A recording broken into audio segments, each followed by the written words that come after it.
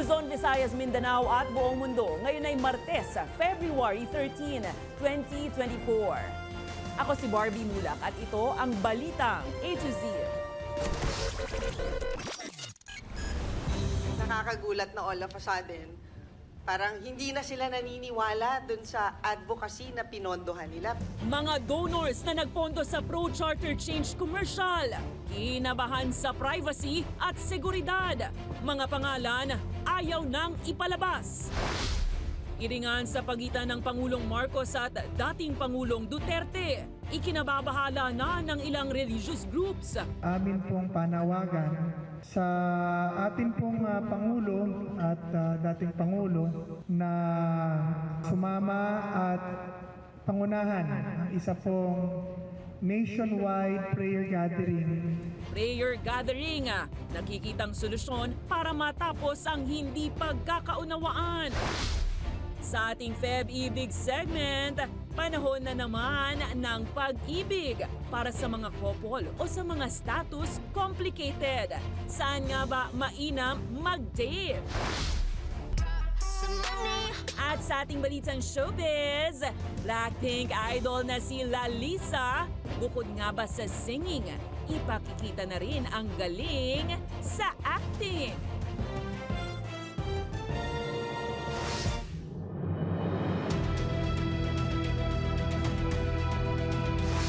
Magandang gabi, pambungad sa ating newscast. Tumangging magpakilala ang ilang donor ng kontrobersyal na EDSA Puera television ad. Kontribusyon nila sa pro-chacha advertisement, binawi na lang. Alamin kung bakit sa ating balitang A to Z. Concerned po sila sa kanilang privacy at security. Binawi na ng lead convener ng People's Initiative for Modernization and Reform Action o PIRMA ang una nitong pangako sa pagdinig sa Senado na papangalanan ang mga donors nito. Partikular ang mga nagpondo ng kanilang pro-charter change commercial na EDSA Puera. Nakakagulat na all of a sudden, parang hindi na sila naniniwala dun sa advocacy na pinondohan nila. I think right now there is a little bit of a controversy. There are anti-People's Initiative. There are pro-People's Initiative. They just didn't want to get into this fray, so they decided that they didn't want their names revealed. Dahil kinabahan ng donors sa nagiging kontrobersiya ukol sa PI, minabuti na lang raw ni PIRMA lead convener Noel Oñate na ibalik sa mga ito ang kanilang donasyon na ginastos sa 55 million peso na TV commercial. Kung personal money mo yan, pwede malaman kung anong trabaho mo, anong pinagkikitaan mo. Well, I'm a businessman. I used to own an airline, Asian Spirit Airline, and then I've been an investment banker.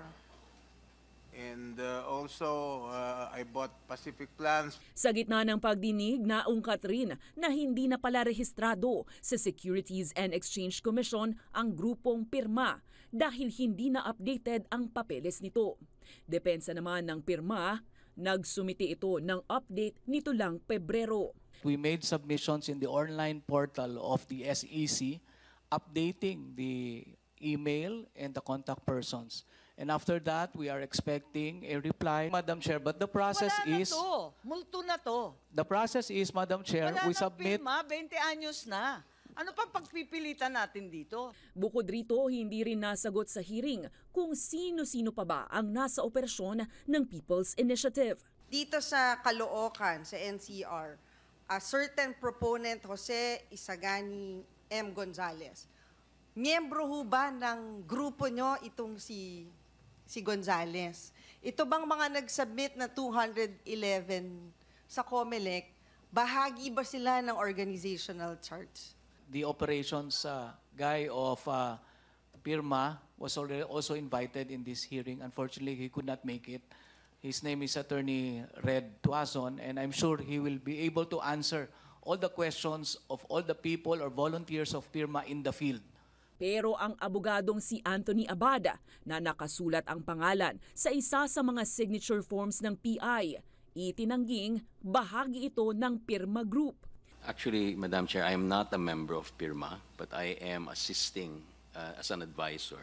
Ba't ka bida dito? Ikaw ang starring dito sa I know, aming ma'am, papel eh. I've unexpectedly infamous for this, but Madam Chair, it's actually a curse of the alphabetical, my name being AAA. There are other petitioners. Sa ngayon, sinuspindi muna ang hearing sa PI habang ipatatawag naman ng ilan pang personalidad ukol sa kanilang partisipasyon sa naturang proyekto. Kasunod ng batuhan ng maaanghang na salita ng dati at kasalukuyang Pangulo ng Bansa, samahan ng mga religious leader lubos nang nababahala. Kaya naman isang dialogo ang niluluto ngayon ng Covenant for the Nation para kay Pangulong Duterte at President Marcos Jr. May balitang A to Z si Kim Salinas. Hindi na bata mga nag-aaway, mga matatanda na yan. May mga hawak na puwersa na yan. Lubos ang pagkabahala ng iba't ibang leader ng mga religious sector dahil sa patuloy na sagutan ng maaanghang ng mga pananalita ng dalawang may mataas na posisyon, si dating Pangulong Rodrigo Duterte at ang kasalukuyang Presidente Ferdinand Marcos Jr. Nais ngayon ng grupo na magkasa ng isang interfaith prayer rally para sa kapayapaan at pagkakaisa ng buong bansa. Nais namin i-announce ang amin pong panawagan sa atin pong Pangulo at dating Pangulo na sumama at pangunahan ang isa pong nationwide prayer gathering na amin pong i-organize kasama ng lahat ng religious groups all over the Philippines. Naniniwala ako, personally, na ang lahat ng mga issues na maaaring pinagtatalunan ay nare-resolve sa pamamagitan ng talastasan, pag-uusap, pag-communicate. Mahalaga yon. Nakapagpadala na sila ng mga imbitasyon sa dalawang lider at positibo naman raw ang tugon dito ni former President Rodrigo Duterte. Nagpadala ho kami ng liham sa atin pong Pangulo at dating Pangulong Bongbong Marcos at Pangulong Rodrigo Duterte. Nung isang linggo at magalak po kami, masaya po namin sinasabi na positibo po ang response ni dating Pangulong Rodrigo Duterte. Habang ang tugon naman para kay Pangulong Bongbong Marcos Jr. Naantayin na lang po ang ating Pangulong Marcos. Kami po ay lumalapit at nananawagan na sana po ay pangunahan niya at tanggapin niya yung panawagan pong ito. Wala pang eksaktong petsa at lugar kung saan ito gaganapin, pero nais nila sa lalong madaling panahon. Alam niyo, ang ating kaligtasan ay hindi lang kaligtasan sa kamatayan o sa kasalanan. Kaligtasan din sa mga problemang nasa ating lipunan. Mahal na araw ay magandang magawa yung prayer rally or prayer gathering among the leaders. So yun po ang aming target. Patuloy nilang ibababad sa panalangin na sana tanggapin ni PBBM ang imbitasyon at inaasahang dadaluhan ito ng iba't ibang sekta ng relihiyon sa bansa. Para sa Balitang A to Z, Kim Salinas. Sa kabila ng mga patutsada ng dating Pangulong Rodrigo Duterte at Mayor Sebastian Duterte, nilinaw ni Vice President Sara Duterte na maayos ang kanilang relasyon ng Pangulong Ferdinand Bongbong Marcos Jr. Ayon kay Inday Sara, hindi pa sila nakakapag-usap ng Pangulo mula ng pasaringan ito ng kanyang pamilya. Hindi naman sinagot ni Sara kung tatakbo ito ngayong midterm elections. We have no problem with each other. President Bongbong Marcos and I are doing good. We are okay in terms of our relationship, both personal and working relationship. Sinasabi ko lagi na ang politika parang buhay lang yan. Hindi mo alam kung anong mangyayari bukas. Kaugnay niya, nananawagan sina Zambales 1st District Representative Jefferson Conghun at Lanao del Sur 1st District Representative Zia Alonto Adyong kay Vice President Sara Duterte na kausapin ang kanyang pamilya hinggil sa mga patutsada nito kay PBBM. Ayon sa mga mambabatas, bigyan sana ng respeto ang punong ehekutibo dahil anila wala namang gusto ang Pangulo kundi ang kapayapaan para sa bansa. Samantala, ipinatitigil din ng mga ito ang panawagan ng dating Pangulong Duterte na ihiwalay ang Mindanao sa Pilipinas. my calling to our leaders, be more circumspect. If we should not use independence or the issue on secession of Mindanao as a political slogan. We should not use that loosely in order to express our dismay politically. Pabor ang religious leaders ng iba't ibang sekta na amendahan ang saligang batas, pero sa pamamagitan ng isang constitutional convention. Ayon kay Bishop Dr. Grepor Butch Belhica, iminumungkahi nila ang CONCON para hindi ito mahaluan ng pansariling interes. Ang bersyon kasi ng CONCON na malolos konstitusyon noon ay hindi na ipatupad, habang ang ginagamit umano ngayon ay lutong Macau dahil binubuo ito ng mga delegado na galing lahat sa administrasyon. Dapat matagal na tayo talaga nagkaroon ng constitutional convention, pero lahat gustong mangyari na yung kanilang gagawing constitution ay makinabang sila doon sa kanilang gagawin. Pero that is against the protocol ng paggawa ng batas.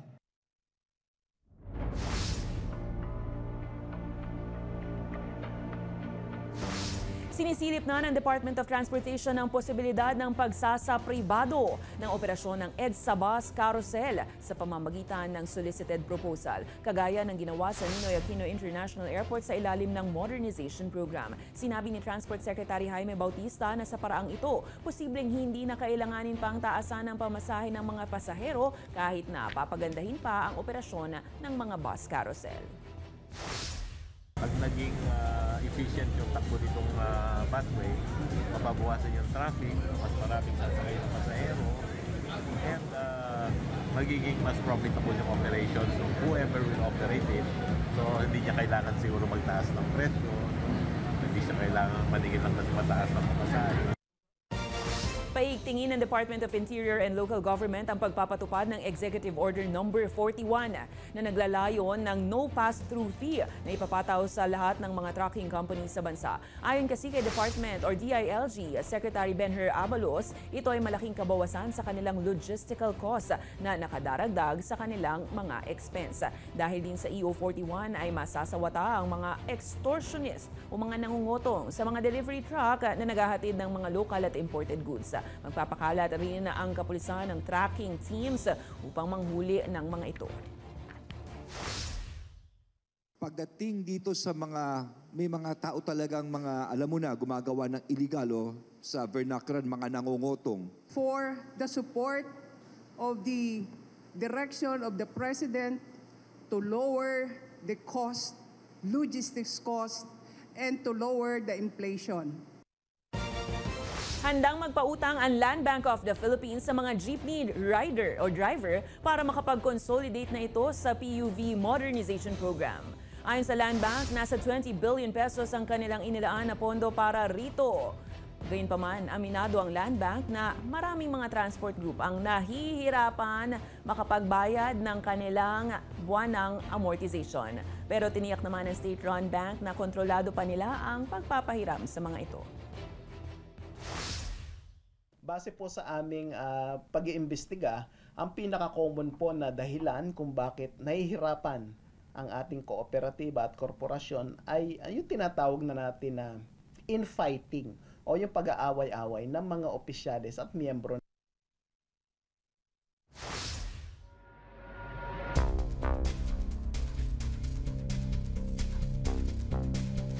Tiniyak ng Department of Agriculture na mayroong sapat na supply ng bigas, karne, manok at iba pa sa bansa. Ayon sa ahensya, kahit sumapit ang tagtuyot, hindi inaasahang magkaproblema sa pagkain. Batay sa datos ng DA, mayroong 3.7 million metric tons ng bigas ang bansa na sasapat bago matapos ang taon. Bukod dyan, mayroong 54 na araw sa supply ng manok at karne. Samantala, kaugnay niyan, mula sa 50 bumaba sa 41 ang bilang ng mga probinsya sa bansa na inaasahang matinding maapektuhan ng El Nino. Ayon kay Task Force El Nino spokesperson Assistant Secretary Joey Villarama, pinaigting na nila ang paghahanda sa anumang senaryo na naiiwan ng matinding tag-init sa mga susunod na linggo. Medyo nagkaroon tayo ng relief because obviously there is still the amihan season. So hindi pa kainitan yung nai-experience natin ngayon. And then as reported by the agencies in the task force meeting yesterday, water supply is still sufficient in Metro Manila and provinces. Electricity supply is also sufficient. Food supply, as Yusek said, is sufficient.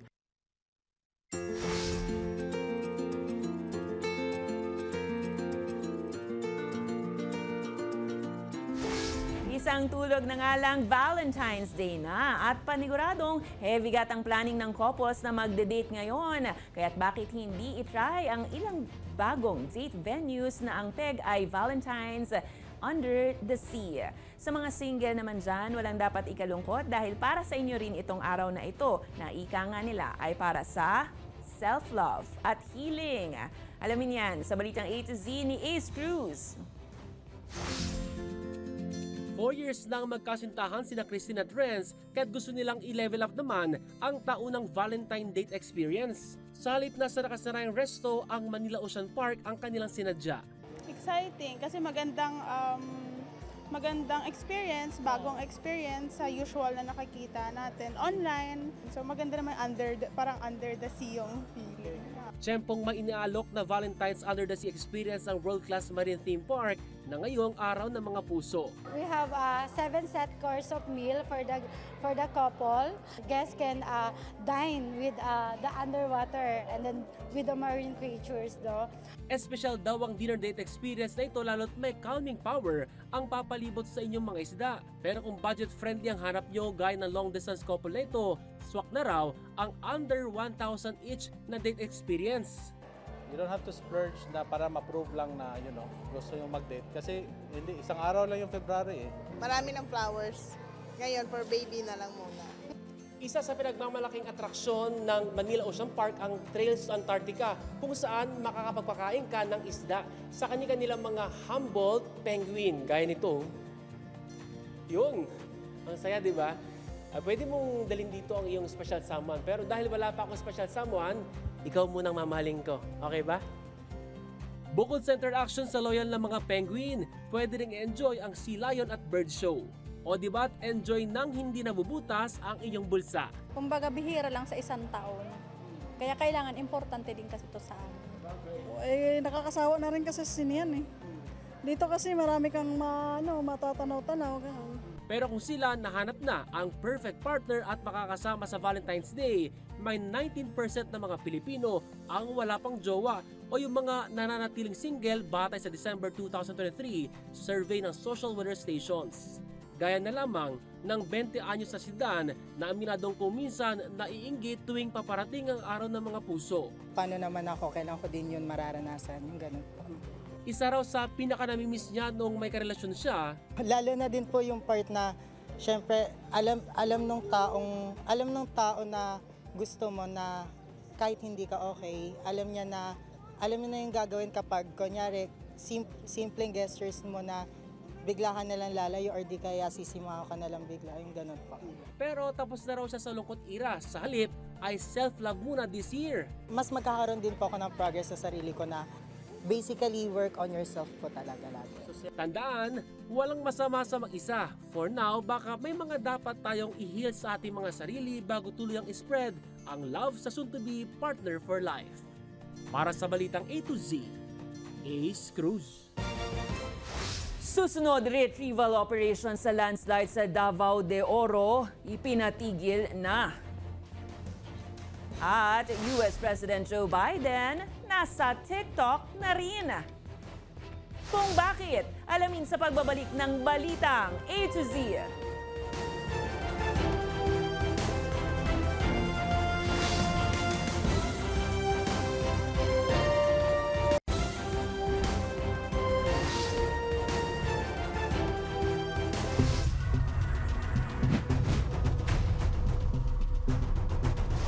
Halos 90,000 na bagong botante ang naitala ng Commission on Elections sa unang araw ng nationwide voters registration kahapon. Ayon sa COMELEC, pinakamaraming naitalang nagparehistro sa Region 4A na may mahigit 14,000, sinundan dito sa National Capital Region na may mahigit 10,000.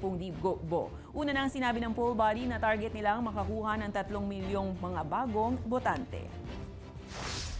Nako, naging maganda po ang turnout ng ating registration sa pangkalahatan po sa lahat ng regions po natin na hindi po namin din inaasahan na ganun karami, pero kami po ay natutuwa talaga at nagpunta po ang ating mga kababayan.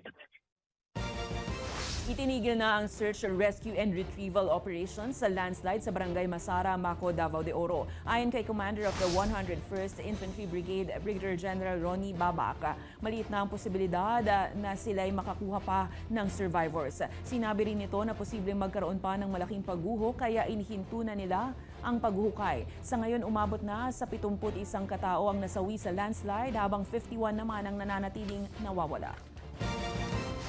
Wala pang dapat ika-alarma. Yan ang tiniyak ng Cybercrime Investigation and Coordinating Center kaugnay sa kaliwatkan ng bomb threats na natanggap ng mga ahensya ng gobyerno sa bansa. Sabi ng CICC, itinuturing na hoax ang sender at email ng naturang bomb scare. Nakikipag-ugnayan na rin ang Pilipinas sa Japan para sa investigasyon nito. Kasama sa mga ahensya na nakatanggap ng bomb threat ang Department of Education Division Office sa Bataan, lokal na pamahalaan ng IBA Zambales, ang DNR at iba pa.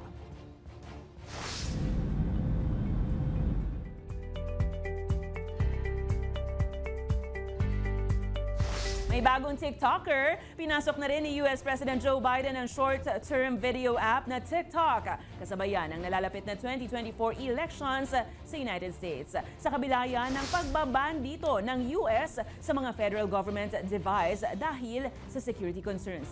Makikita sa bio ng naturang TikTok account ang Grow the Economy. Hindi raw ang Pangulo ang magpapatakbo nito, kundi ang kanyang campaign team.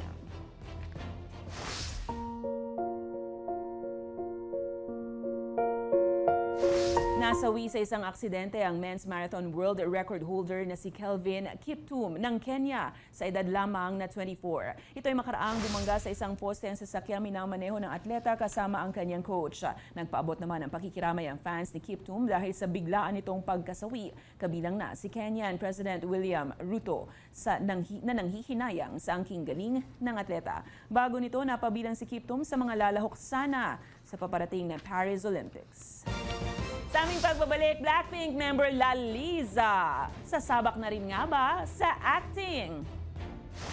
Manatiling nakatutok, ito ang Balitang A to Z.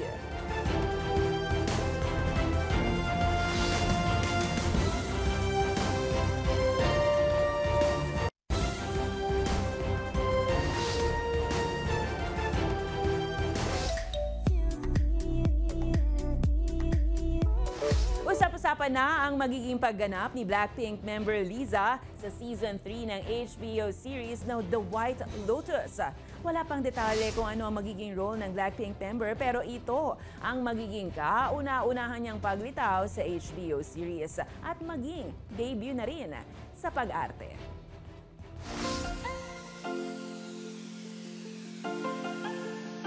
Ilang oras na lang, araw na nga ng mga puso, pero para sa mga walang kapareha. Abay, narinig niyo na ba ang awiting ginawa para sa mga single? Yan ang hatid ng ka-A-to-Z nating si Parody King. Heto at maki-good vibes na lang tayo.